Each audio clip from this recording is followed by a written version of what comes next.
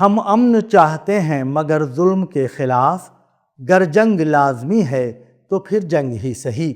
امریکہ اور اسرائیل کی جانب سے ایران پر مبینہ مشترکہ فوجی حملوں کے بعد بڑھتی ہوئی کشیدگی کے ماحول میں نئی دہلی میں اسلامی جمہوریہ ایران کے کلچرل ہاؤس میں منعقدہ دعوت افطار ایک روایتی تقریب سے بڑھ کر عزم و استقامت کی علامت بن گئی۔ اس محفل میں ایرانی قیادت نے ایک پراثر اور پرجوش پیغام دیا کہ ایران اپنی خود مختاری، وقار اور سرزمین کے دفاع کے لیے ہر حد تک جائے گا۔ تقریب میں شریک سفارتکاروں، دانشوروں اور سماجی شخصیات سے خطاب کرتے ہوئے بھارت میں ایران کے سفیر محمد فتح علی کی آواز میں درد بھی تھا اور عزم بھی۔ انہوں نے حملوں کو کھلی فوجی جارحیت قرار دیتے ہوئے دو ٹوک اعلان کیا کہ ایران کبھی بھی بیرونی دباؤ کے سامنے سر نہیں جھکائے گا۔ انہوں نے کہا، رمضان کی مقدس گھڑیوں میں ایران کی خود مختاری اور علاقائی سالمیت کو پامال کیا گیا۔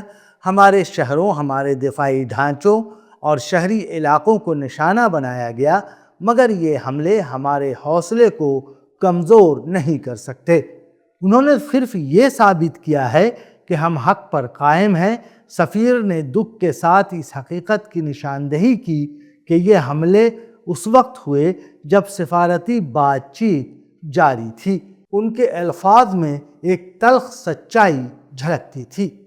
ہم نے مذاکرات جاری رکھے، حالانکہ ہمیں ماضی کے تجربات سے شبہات تھے۔ ہم نے دنیا کو دکھانا چاہا کہ ایران امن چاہتا ہے، مگر اس جارحیت نے ثابت کر دیا کہ کچھ قوتیں امن نہیں، صرف دباؤ اور تصادم چاہتی ہیں۔ ایرانی سفیر فتح علی نے واضح کیا کہ ایران کا رد عمل جذباتی نہیں بلکہ اصولی ہوگا۔ بین الاقوامی قانون کے مطابق اقوام متحدہ کے چارٹر کے آرٹیکل 51 کے تحت اپنے دفاع کے فطری حق کے تحت ہم جواب دیں گے۔ انہوں نے پرعزم لہجے میں کہا، ہم ایک آزاد قوم ہیں، اپنی سرزمین، اپنی آزادی اور اپنے لوگوں کے تحفظ کے لیے ہر ضروری قدم اٹھائیں گے۔ ہماری مسلح افواج تیار ہیں، ہم نے مذاکرات کے لیے ہاتھ بڑھایا تھا اور اب دفاع کے لیے بھی تیار ہیں۔ انہوں نے سخت مگر سنجیدہ انداز میں خبردار کیا کہ مزید جارحیت کے نتائج سنگین ہوں گے۔ اگر ہم پر حملہ ہوا تو خطے میں جارح قوتوں کے تمام فوجی اڈے اور مفادات ہمارے لیے جائز اہداف ہوں گے۔ ہم اپنے ہمسایوں کے ساتھ امن چاہتے ہیں۔ ہم امید کرتے ہیں کہ وہ انصاف کا ساتھ دیں گے اور کشیدگی کو مزید بڑھنے سے روکنے میں اپنا کردار ادا کریں گے۔ انہوں نے عالمی برادری سے بھی پراثر اپیل کی کہ بین الاقوامی قانون کی خلاف ورزی کو خاموشی سے دیکھنا انسانیت کے مستقبل کے ساتھ ناانصافی ہوگی۔ دنیا کو اس لمحے کا جواب دینا ہوگا۔ بھارت میں ایران کے سپریم لیڈر کے نمائندے عبد المجید حکیم الہی نے بھی اجتماع سے خطاب کرتے ہوئے قوم کے اتحاد کا پیغام دیا۔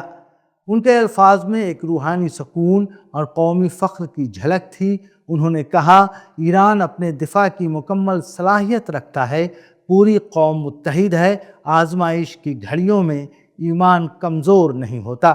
ہماری روایتیں ہماری طاقت ہیں۔ تاریخ گواہ ہے کہ ایرانی قوم کبھی ظلم کے آگے نہیں جھکی اور آج بھی نہیں جھکے گی۔ یہ دعوت افطار صرف روزہ افطار کرنے کا موقع نہیں تھی، یہ ایک قوم کے عزم، وقار اور خودداری کی گواہی تھی۔ سفارتکاروں، ماہرین تعلیم اور سماجی رہنماؤں کی بڑی تعداد نے اس اجتماع کو محض ایک تقریب نہیں بلکہ ایک اعلان استقامت کے طور پر دیکھا۔ مغربی ایشیا میں بڑھتی کشیدگی کے اس دور میں یہ پیغام صرف ایک ملک کا بیان نہیں بلکہ طاقت اور امن کے درمیان جاری جدوجہد کی بازگشت بن کر ابھرا ہے۔